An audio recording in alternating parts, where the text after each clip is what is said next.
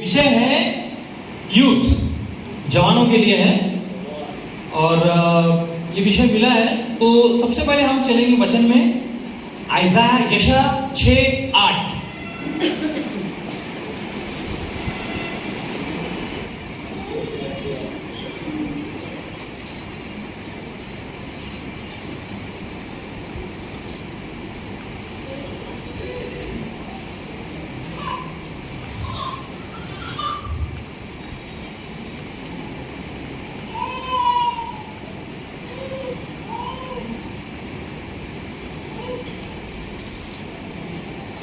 जोर से पढ़ लीजिए।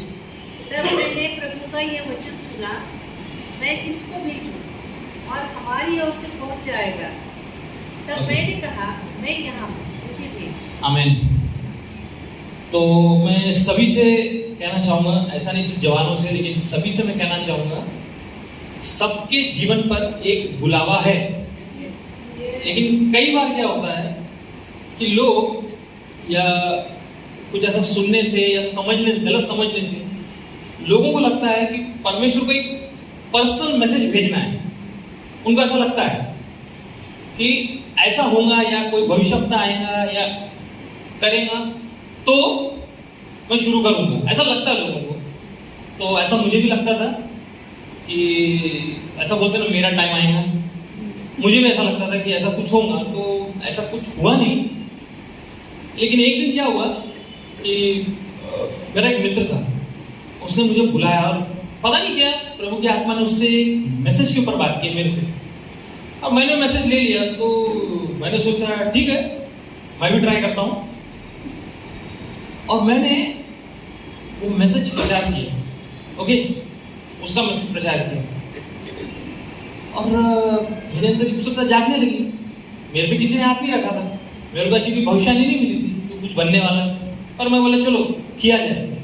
अब मुझे बहुत अच्छे से याद है, एक मैंने देखा वुमेन ऑफ गॉड मैं बोल सकता हूँ, वो औरत एक आंटी के जैसे बिजनेस वुमेन थी वो। और वो क्या करती थी, जो भी मिला उसको जाके प्रचार करती थी। और उसने मुझे बहुत अच्छी बात सिखाई। I think CCD cafe coffee day ऐसा ब्रांड है, उस पर लिखा है क्या, a lot of things can happen over coffee, ऐसा आई थिंक लिखा, मेरे को मालूम नहीं कहाँ है। उस लेडी ने ऐसा कहा था, Jesus can happen over coffee. और मैंने सोचा हाँ, जीसस की बात हो सकती है। तो बस फिर क्या था, मैं भी शुरू हो गया। सो यशा को, क्योंकि उस समय की परिस्थिति वैसी थी, परमेश्वर ने वैसे बात किया। लेकिन आज की परिस्थिति वैसे नहीं, हमारे पास बाइबल है और परमेश्वर बाइबल के द्वारा सबसे बात कर रहा है और सबके लिए परमेश्वर ने काम रखा है। और मैं आपको बता दूं, काम हमको करना है, ओके। आप सब जवानों से मैं कहूंगा, प्लीज रुके मत रहना कोई स्पेशल इन्विटेशन के लिए, क्योंकि नुकसान तुम्हारा है। मालूम नुकसान क्या है तुम्हारा? क्या है? तुम बुढ़े होंगे। हाँ, बुढ़े तुम होने वाले हो, परमेश्वर नहीं होंगे, ठीक है। हाँ, तो फिर परमेश्वर को दोष मत देना। सो परमेश्वर का वचन कहता ही हमें तैयार रहने को। तो जवानों के ऊपर मैं बात कर रहा हूं और मैं दो तरह के कंपैरिजन करने वाला हूं, ओके। तो हम चलेंगे वचन में। एक है यहोशुआ, उसका 13:1।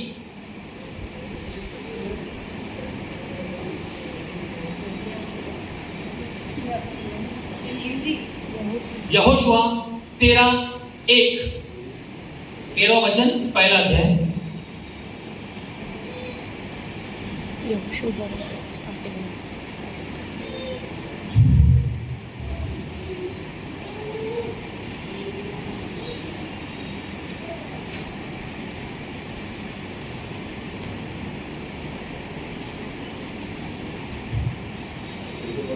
इसको मिला प्लीज जोर से पढ़ेगा। हाँ, यहोशुआ 13:1। यहोशू 1। यहोशू बूढ़ा और बहुत उम्र का हो गया था, और यहोवा ने उससे कहा, बूढ़ा और बहुत उम्र का हो गया है और बहुत देश रह गए हैं जो इजराइल के अधिकार में अभी तक नहीं आए। ओके, धन्यवाद। और दूसरा वचन है, इसका पैरेलल वचन है यूहन्ना उसका 21वां अध्याय उसका 18वां वचन, जिसको मेरा जोर से पढ़े।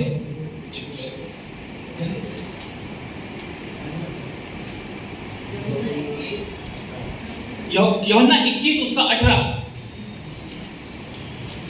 मैं तुमसे सच सच कहता हूँ, जब तू जवान फिरता था, परंतु जब तू बूढ़ा होगा तो अपने हाथ फैलाएगा और दूसरी तेरी कमर बांधकर जहाँ तू न चाहेगा वहाँ तुझे ले जाएगा।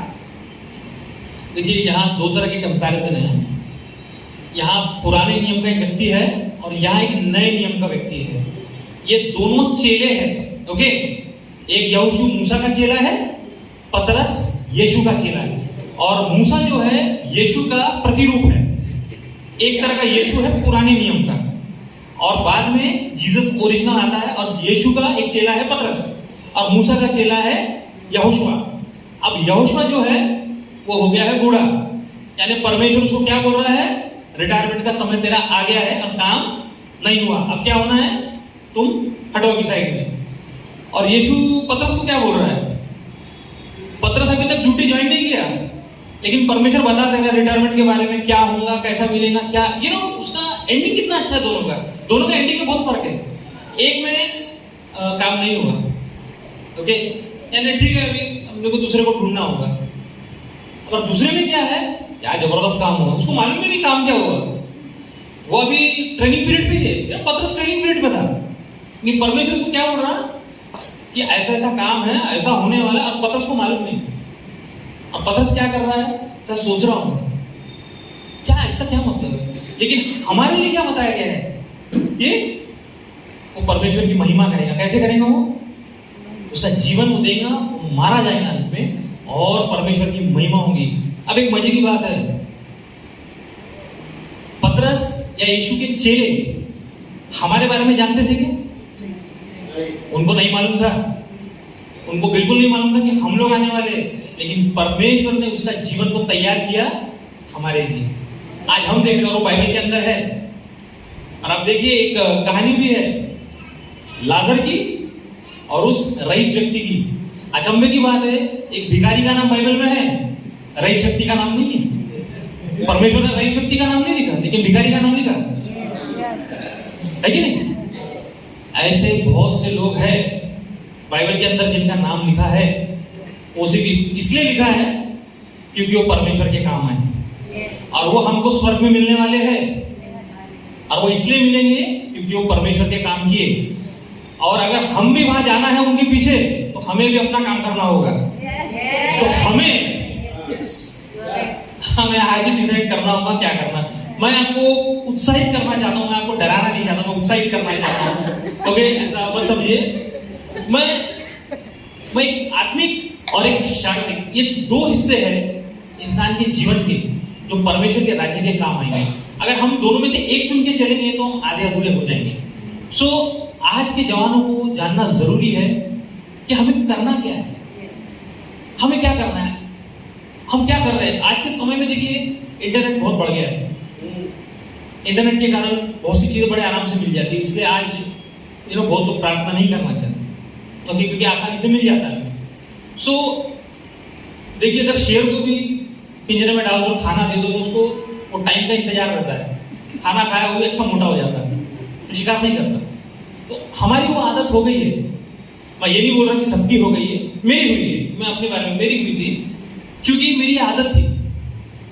मैं बहुत मीटिंग्स में जाता था, इंटरनेट में घुसे रहता था और मेरी आदत थी, बहुत किताबें पढ़ता था मैं, तो बहुत सारा नॉलेज मैंने ले लिया, ओके, ये बहुत ले लिया। और लाइफ में एक समय आया 2015 के बाद, जब मैंने क्या किया, 16-17 में कुछ नॉलेज जो मेरे को मिला था उसके थ्रू मैंने काम करना शुरू किया।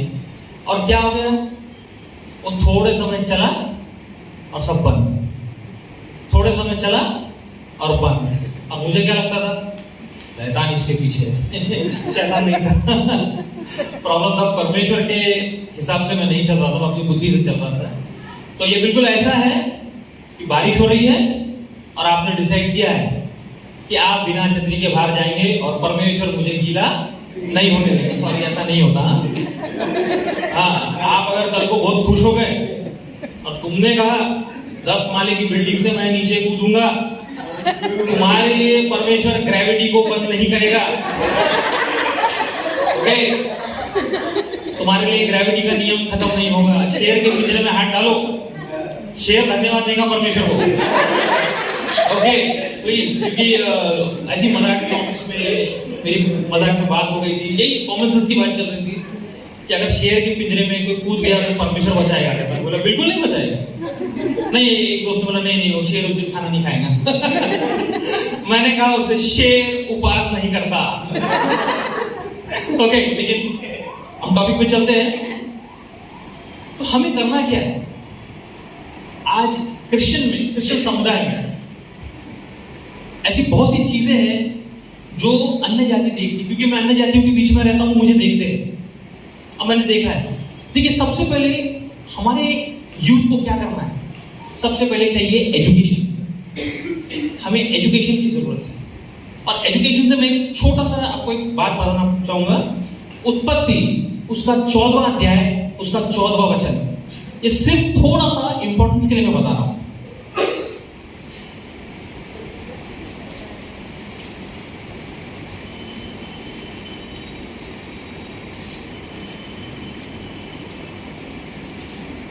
यह सुनकर कि उसका भतीजा बंदी बना लिया गया है, अब्राम ने अपने 318 शिक्षित युद्ध कौशल में निपुण दासों को लेकर, जो उसके कुटुंब में उत्पन्न हुए थे, अस्त्र शस्त्र धारण करके दान तक उनका पीछा किया। ओके, यहां कुछ समझ में आ रहा है आपको? इसमें एक वर्ड इस्तेमाल किया है, दास। दास शब्द का अर्थ क्या था उस जमाने में, आपको मालूम है? गुलाम। अब्राहम उस जमाने में गुलामों को शिक्षा दे रहा था। किस चीज की? हथियारों की शिक्षा दे रहा था उनको। जरूरत थी उसको, पर उसने शिक्षा दिया। और ये शिक्षा पाके वो क्या किए? जाके अब्राहम के भतीजे को बचाया, और ना सिर्फ भतीजे को बचाया और भी लोगों को बचा लिया। तो शिक्षा हमारे लिए बहुत जरूरी। मैं ये नहीं बोल रहा कि हमको एमएमए में घुसना है, ऐसा कुछ नहीं है। मैं सिर्फ ये बोल रहा हूं कि हमें शिक्षा की जरूरत है। हमें सुपर स्पिरिचुअल होने की जरूरत नहीं है। अगर हमें कोई शिक्षा मिलती है वचन से, चर्च के द्वारा, मैं सबसे कहूंगा वचन में देखें। नहीं समझ रहा है, बात करें। आज अगर मैं बात कर रहा हूं, आपको मेरी बात कुछ अच्छी नहीं लगती, आपको लगता नहीं है थोड़ा वचन से नहीं, प्लीज मेरे से बात करें। अगर मैं गलत हूं तो मुझे पता चल जाएगा मैं गलत हूं। मैं अपनी गलती सुधार लूंगा, मैं किसी और को गलत नहीं बताऊंगा। लेकिन हमें मिलके बात करना है। और ऐसा होता है, हम में से बहुत से ऐसे लोग हैं जिनको ये मौका और समय मिलता है कि बाइबल कॉलेज जा सके। तो अगर आपको मौका मिलता है, जरूर जाए। परमेश्वर के राज्य के लिए ज्ञान लीजिए, परमेश्वर के राज्य को लोगों को आगे बढ़ाइए, और उनके साथ साथ आप भी आगे बढ़िए। हर तरह की शिक्षा हम ले सकते हैं जिससे लोग हमको जाने। मुझे याद है, एक किताब मुझे मिली थी, disciplines of a godly man. परमेश्वर ने एक सेवक को इस्तेमाल किया एक पुरुष के लिए कि वो बताए पवित्र आत्मा क्या चाहता है वो पुरुष से। और मुझे लगा कोई स्पिरिचुअल किताब, नहीं स्पिरिचुअल किताब नहीं थी वो सिर्फ बता रही थी कि एक पुरुष को कलीसिया में और कलीसिया के बाहर कैसा रहना चाहिए, ये किताब थी। और वैसी ही किताब औरतों के लिए थी जो सेवक की पत्नी ने लिखी थी। तो मैं जरूर बोलूंगा कि ऐसी किताब पढ़े जिसमें पवित्र आत्मा के विषय में दिया गया है, जो आपको बताए। तो शिक्षा से हम क्या कर सकते हैं? हम शिक्षा से कई बार परमेश्वर के विषय में लोगों को बता सकते हैं, क्योंकि लोग हमें जब देख रहे हैं तो उनको लगना नहीं चाहिए ये कौन आ गया। पहले ऐसे जो लोग थे वो एक झोला लटकाते थे, सफेद कपड़े पहनते थे और वो चले जाते थे। लेकिन नहीं, अभी ऐसा स्थिति नहीं है। अब हम सब पढ़े लिखे, हमें दुनिया को बताना है मसीह के बच्चे पढ़े लिखे हैं, आशीषित है, शिक्षित है। जब चांद पे जा रहे थे नील आर्मस्ट्रांग, एडविन एल्ड्रिन, तो उस समय के राष्ट्रपति ने उनसे कहा था, हालांकि अभी भी एक डिबेट है कि चांद पे गए कि नहीं, लेकिन उनसे कहा था if you can't make it fake it. अगर तुम कर नहीं सकते तो ऐसा दिखाओ कि तुमने कर दिया। यानी डुप्लीकेट। तो मैं ऐसा नहीं बोल रहा कि हमें डुप्लीकेट करना, मैं बता रहा हूं कि दुनिया का स्टैंडर्ड क्या है। इसलिए परमेश्वर ने कहा सांप के जैसे बनो। परमेश्वर ने इसे सांप को लाया और सांप के ऑपोजिट में उसने कबूतर को लाया। तो परमेश्वर चाहता क्या है कि हम बुद्धिमान बने।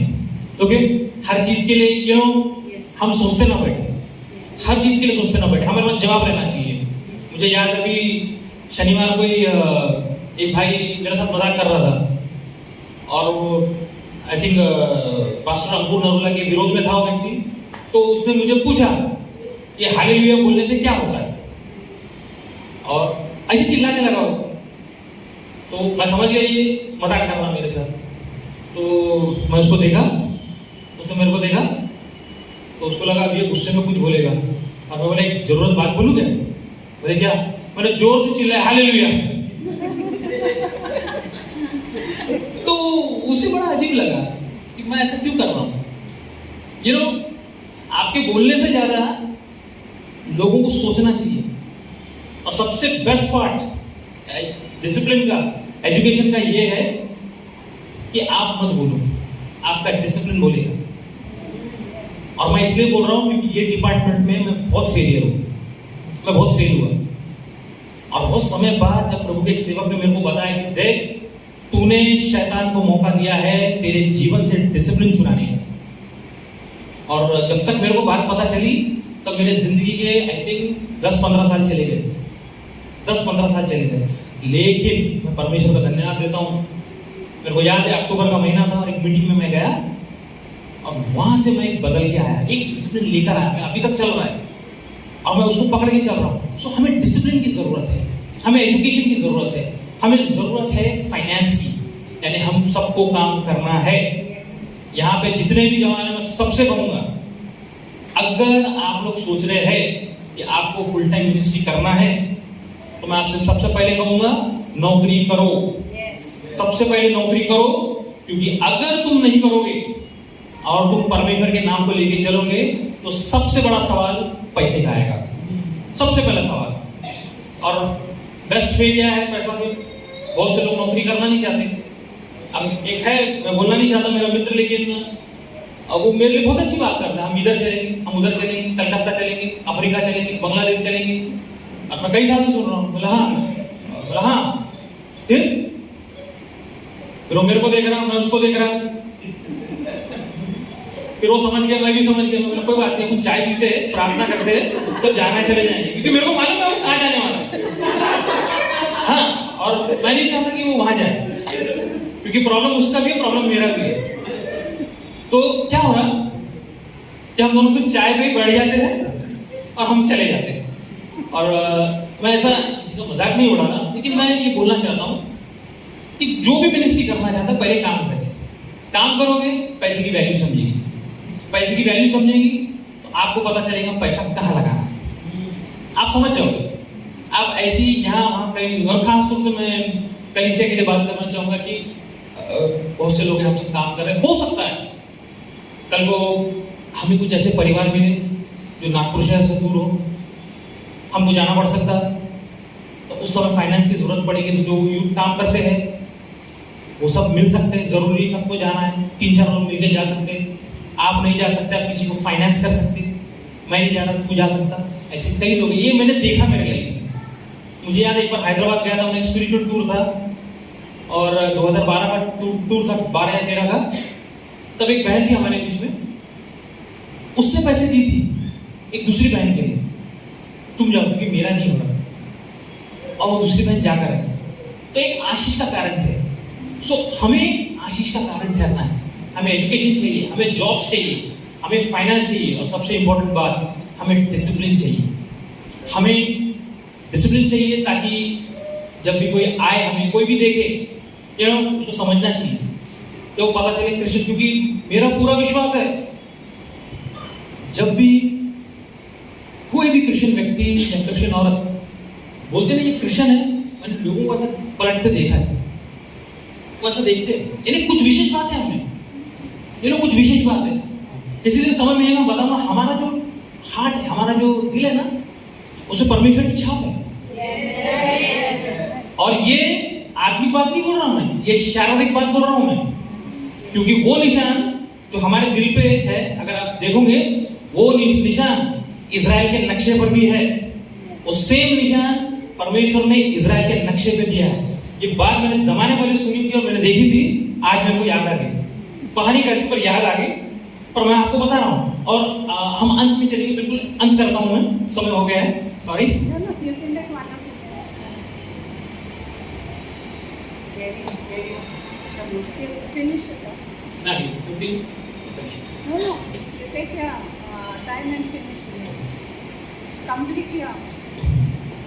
अभी 3-4 चीजें हमने देखी।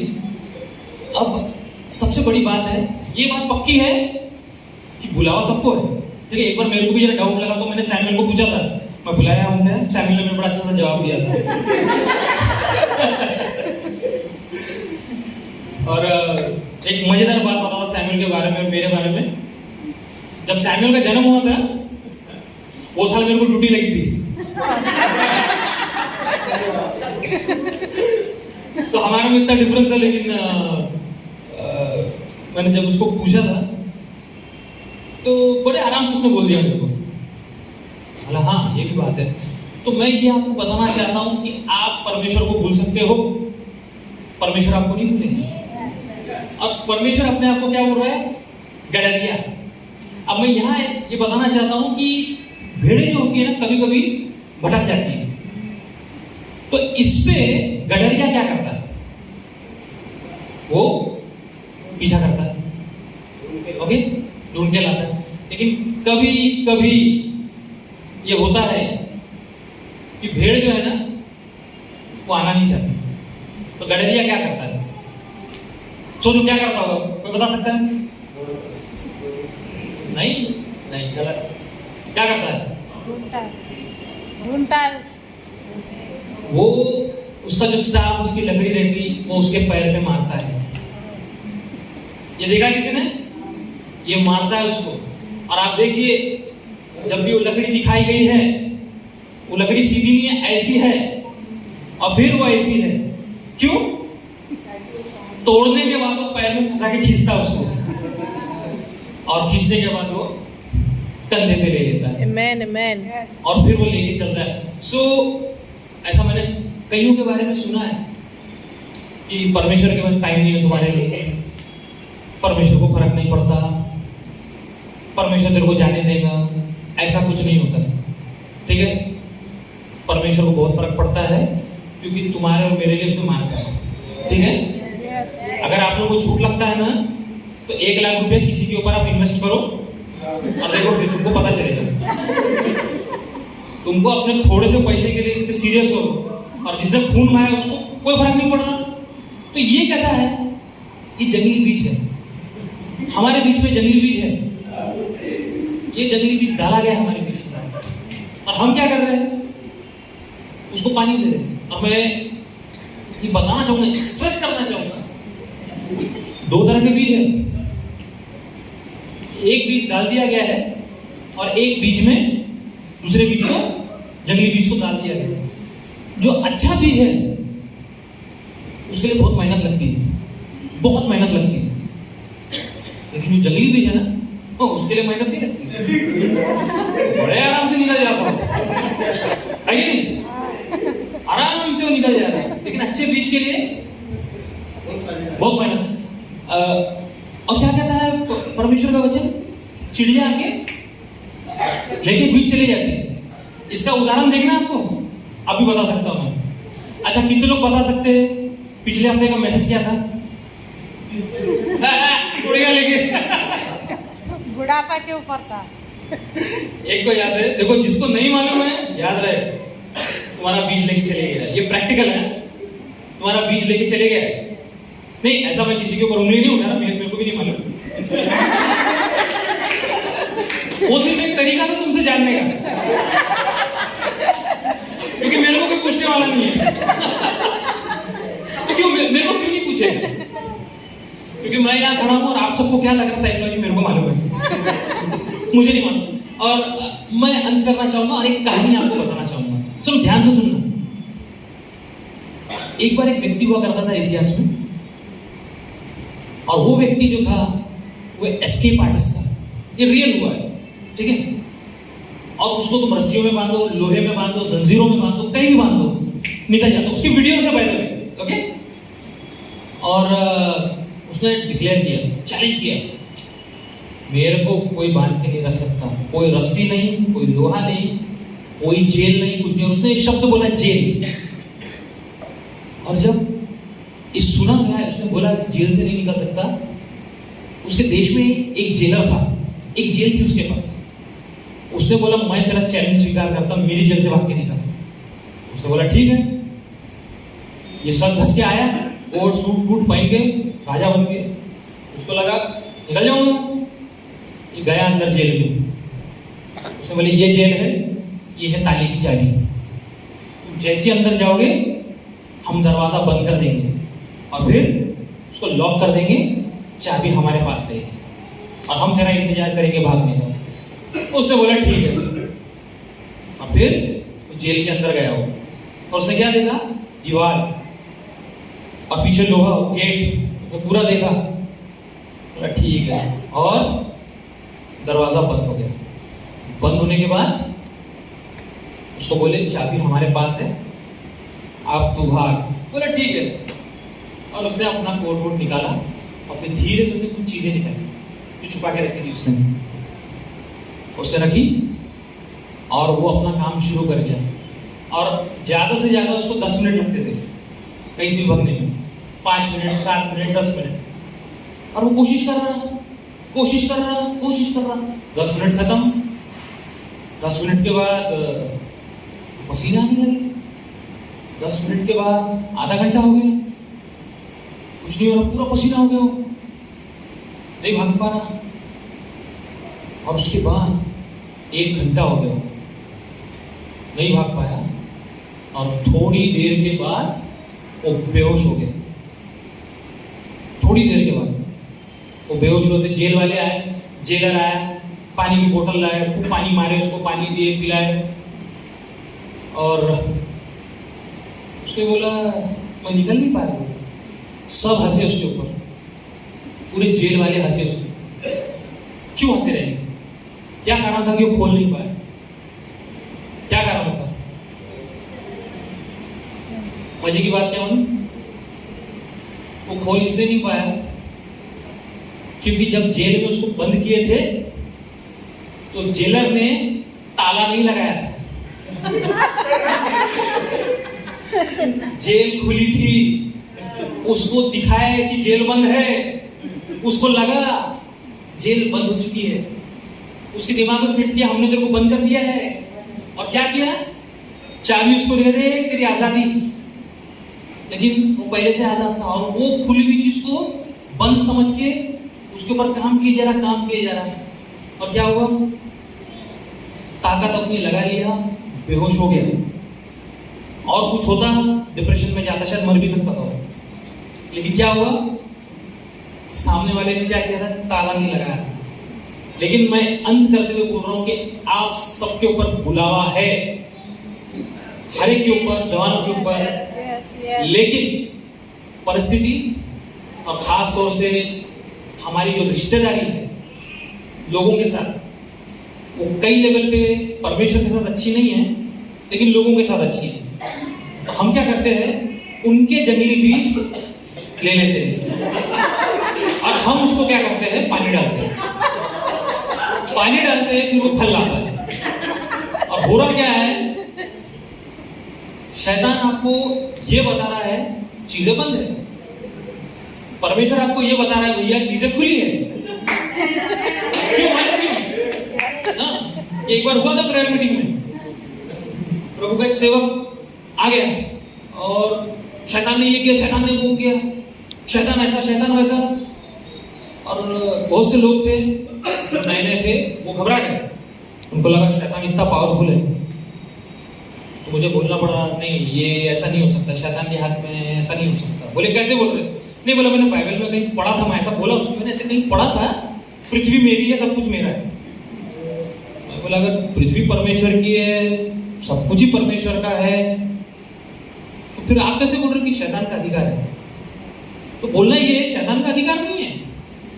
वो हमारी मानसिकता है, हमने उसको जगह दे दी। Yes. और हम जब उसको जगह देते हैं Yes. Yes. तो वो क्या करता है, उसको लगता है अब ये मेरा, ये मेरा। इसलिए मूसा के लिए शैतान दौड़ के आया था। क्यों? क्योंकि उसने गलती की, मेरा है। यू नो, ये पॉसिबल नहीं है। चैनल परमेश्वर का है और उसमें सारे एडवर्टीजमेंट शैतान के आ रहे हैं, ऐसा पॉसिबल नहीं है। अगर परमेश्वर का चैनल है तो सिर्फ परमेश्वर की बातें होगी। आप पे बुलावा है तो आप सिर्फ परमेश्वर की बात करोगे। एक छोटा सा एग्जांपल और दे देता हूँ, परमेश्वर याद दिला रहा है, रियल बात है। जैसे नाइके और ये रीबॉक जैसे बड़े ब्रांड की कंपनियां हैं, ऐसे एक कंपनी थी, उसने अफ्रीका के गांव में अपने सेल्स पर्सन को भेजा, बोला यहाँ जूते भेजना है, जाओ बेच के दिखाओ। और उसको प्लेन में दे दिए, मस्त प्लेन में बैठा और जाके देखा, उसने देखा अरे ये तो चप्पल भी नहीं पहनते, पूरे नंगे पैर है। अरे उसने बोला देखो सर यहाँ कुछ नहीं हो सकता, यहाँ तो लोग चप्पल भी नहीं पहनते, और वापस चले गए। फिर कंपनी ने दूसरे सेल्समैन को भेजा, उसने देखा अरे यहाँ तो लोग चप्पल नहीं पहनते। वो बैठ गया शांति से एक जगह पे और एक कॉल लगाया, बोला लोग यहाँ चप्पल नहीं पहनते, नंगे पैर घूम रहे। तो कंपनी वाले तो क्या, जूते भेजो, जल्दी जूते भेजो, क्योंकि लोग चप्पल नहीं पहनते, जूते पहनेंगे। सो ये आपकी मानसिकता है, Yes. Yes. आपकी मानसिकता है। आपका पिता क्या कर रहा है, आप किसको महत्व देते? देखो मेरे जिंदगी में मैंने 5 साल परमेश्वर को महत्व नहीं दिया, मैंने शैतान को महत्व दिया। मेरे को लगा हाँ नहीं वो बराबर है, अब कुछ नहीं होता, ऐसा मेरे को लगा। और इसमें क्या हुआ, मेरे को कुछ ऐसे लोग मिले जिन्होंने मेरे को कहा तेरा रास्ता गलत है, इसे छोड़ दे, साधारण जीवन जी, कुछ नहीं होगा। लेकिन मेरे को खुशी है कि चलो भाई ऐसे भटकते भटकते मैं चर्च में आया और सबका साथ मिला। और मैं बोलूंगा सबका साथ सबका विकास, बिल्कुल सही बात है। मन की बात बाइबल से ली गई है भाई, दाऊद बोल रहा है मन की बात है, ये सब बिब्लिकल चीज है। सो ये सब चीजें मेरे साथ हुई, ओके। मुझे नहीं मालूम इस समय में या आने वाले समय में परमेश्वर किसको कहाँ उठाएगा, मैं नहीं जानता। लेकिन मैं जानता हूं अगर 5 साल मैंने वेस्ट किए और जो चीज खुली थी मेरे लिए, मैंने मानसिकता लाई कि वो बंद है और मैं अपनी तरीके से खोलने के चक्कर में था। आज पता चल रहा है सब पहले से खुली थी, प्रॉब्लम सिर्फ मेरा था, मैं सो रहा था, परमेश्वर जाग रहा था, मैं सो रहा था। और मुझे फिर से बात याद आई, बुढ़ा मैं होने वाला हूँ, परमेश्वर नहीं। तो मैं आप सबसे कहूंगा परमेश्वर आप सबसे प्रेम करता है, ओके। और मैं इसी के साथ अंत करना चाहूंगा। यीशु मसीह आप सबको आशीष दे, आमीन।